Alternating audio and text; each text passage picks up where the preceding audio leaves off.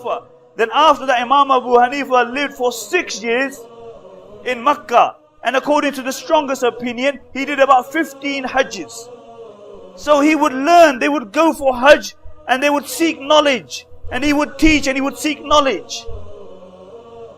And then after Hamad passed away, Imam Abu Hanifa rahimahullah started his halqa in Kufa. And they mentioned after a very short time, his halqa became the largest in Kufa. There was no halqa in Kufa which was as big as Imam Abu Hanifa rahimahullah. Abdullah ibn Mubarak says, when I came to Kufa, I asked the people of Kufa, who is the greatest faqih of Kufa? They said, Abu Hanifa. I said, who is the greatest zahid? The man who stays away from the dunya the most. They said, Abu Hanifa. Ibn Shaqiq mentions, I was walking one day with Imam Abu Hanifa, and there was a man coming, and when he saw Imam Abu Hanifa, he took the other path.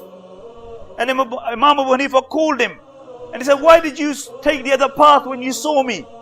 He said, you know, Imam, you know I owe you 10,000 dirhams. And I've come across hard times. And I'm embarrassed to see you. And Imam Abu Hanifa said, has it come to this? That you see me and you take another path? He said, bear witness, I have forgiven you. And Ibn Shaqiq mentions, on that occasion, I realized that this man was a true Zahid. Imam Abu Hanifa was very rich, but he spent everything in the path of Allah until the narrations mention that his students entered his house and there was only one mattress there. And then later on in his life, he made the money again. Abdullah ibn Mubarak says, when I came to Kufa, I asked the people, who is the person of the greatest taqwa? They said it was Imam Abu Hanifa. And this is why when Imam Abu Hanifa gave his fatwas, he didn't take them lightly. He feared Allah. Ja'far ibn Rabi says, I stayed with Imam Abu Hanifa for 5 years. And every time he was asked a question, he would sweat like a river. He had an entire shura of 40 of his greatest students. And they would sometimes deliberate on one masla for an entire month. And his students mentioned that sometimes we couldn't reach a conclusion. And Imam Abu Hanifa would stand up and he would say, maybe it's because of my own sins that we can't reach a conclusion.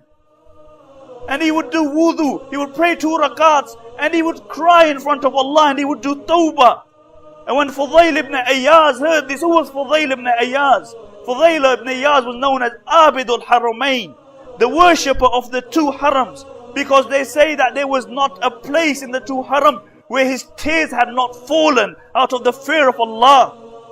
And he was a student of Imam Abu Hanifa. And when he heard this, he began to cry. And he said, the truth is that the likes of Imam Abu Hanifa don't have many sins to do tawbah from. And wallahi, this is why I am more comfortable with the mistakes of the Salaf than the ijtihad of my contemporaries. Because of their taqwa, they feared Allah. إن أردتم أن تكونوا شامة بين الورى فاقتفوا آثار جيل للمعالي سطرا جيل زيد وأسيد ومعاذ والبراء.